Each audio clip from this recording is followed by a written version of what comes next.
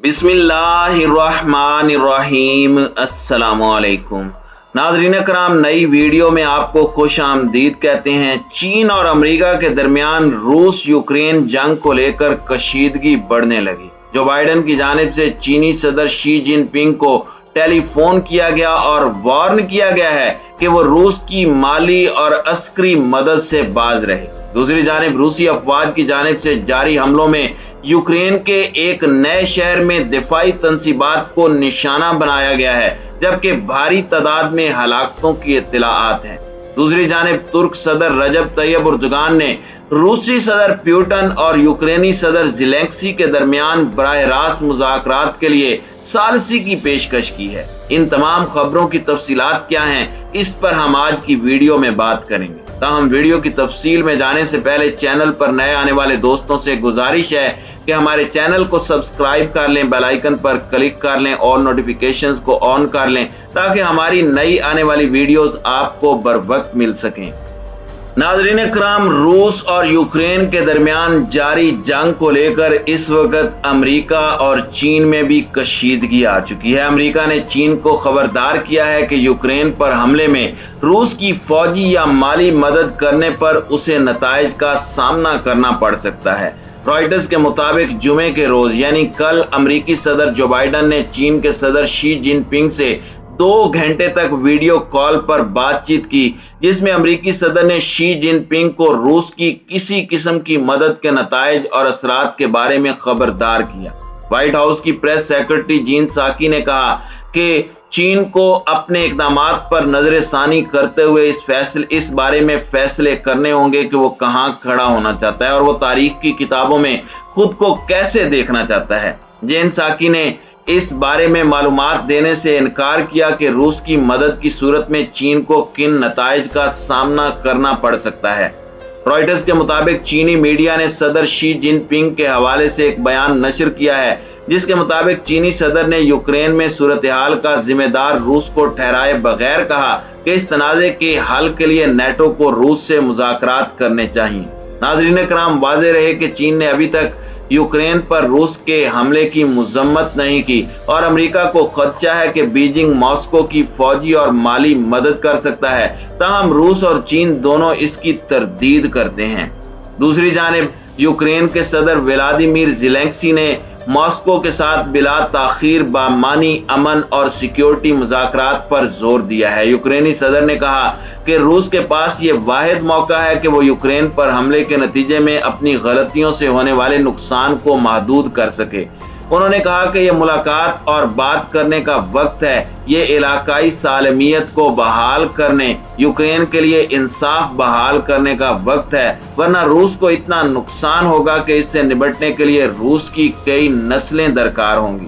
नाज़रीन कराम, अगर यूक्रेन और रशिया के दरमियान जारी जंग की मौजूदा सूरत हाल की बात की जाए तो यूक्रेन के अहम शहर मारियोपोल में शदीद लड़ाई जारी है और शहर के मेयर ने तस्दीक की है कि लड़ाई शहर के मरकज तक पहुंच चुकी है। रूस की जानिब से होने वाली बमबारी की वजह से शहर की 80% रिहायशी इमारतें या तो तबाह हो गई हैं या उन्हें भारी नुकसान पहुंचा है। जुमेरात की रोज शहर पर रूसी फौज की बमबारी के बाद अब तक मारियोपोल थिएटर के तहखाने में सैकड़ों लोग फंसे हुए हैं। यूक्रेनी सदर का कहना है कि रूसी बमबारी की वजह से शहर की इंतजामिया लोगों को हिफाजती रास्तों की जानिब न मोड़ सकी। यूक्रेन की मुसल्लह अफवाज के मुताबिक उसके दिफाई निजाम ने रूस के 2 जहाज, 3 हेलीकॉप्टर, 3 ड्रोन और 4 क्रूज मिसाइलों को मार गिराया है। मॉस्को में सदर पुतिन की एक रैली में हजारों अफराद ने शिरकत की, जहां 2014 में क्रीमिया को जम करने का जश्न मनाया जा रहा था। यहाँ उनका कहना था कि हम अपने तश्कील करदा तमाम मंसूबों पर अमल करेंगे।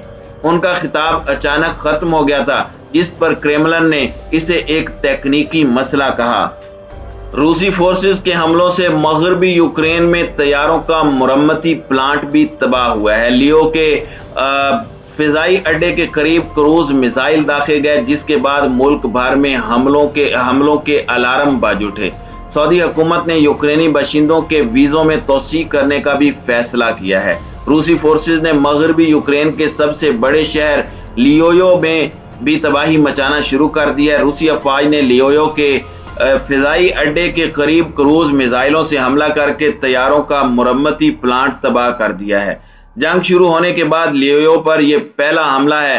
روسی فورسز کی جانب سے بمباری تیز ہونے کے بعد یوکرینی انتظامیہ نے جمعے کی صبح ملک کے تمام شہروں میں فضائی حملوں کے الارم بھی بجائے۔ غیر ملکی خبر رساں ادارے کے مطابق روسی فورسز نے جمعے کو مغربی یوکرین کے سب سے بڑے شہر لیویو کے ہوائی اڈے کے قریب بمباری کر کے طیاروں کا ایک مرمتی پلانٹ تباہ کیا۔ لیویو کے میئر نے سماجی رابطے کی ویب سائٹ ٹیلی گرام پر کہا کہ روسی فورسز نے ہوائی جہازوں کے ایک مرمتی پلانٹ پر متعدد کروز میزائل داغے جس سے پلانٹ تباہ ہوا۔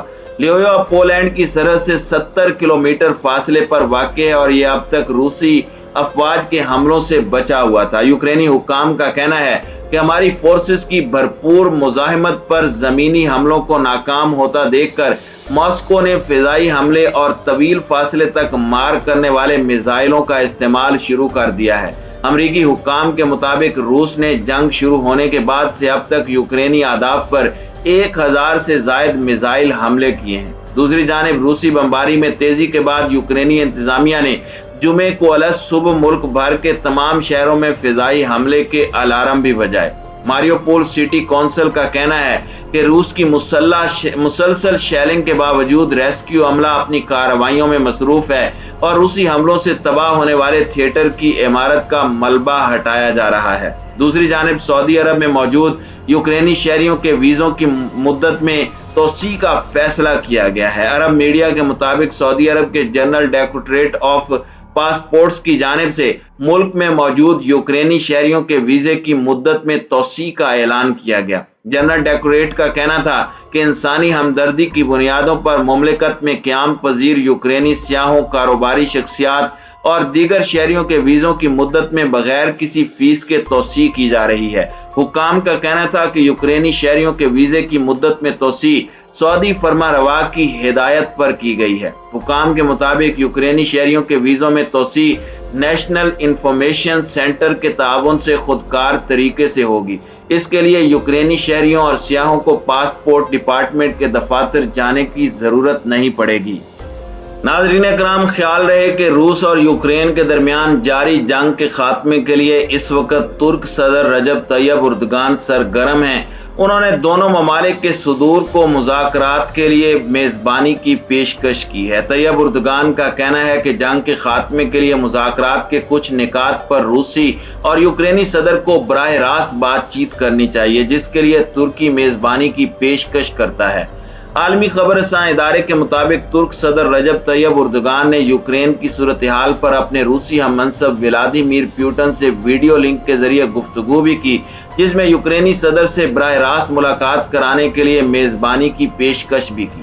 ترک صدر نے روسی ہم منصب سے کہا کہ اعلیٰ سفارتی حکام کے درمیان مذاکرات خوش آئند ہیں، تاہم کچھ معاملات پر اتفاق رائے کے لیے آپ کو یوکرینی صدر سے براہ راست بات چیت کرنی چاہیے۔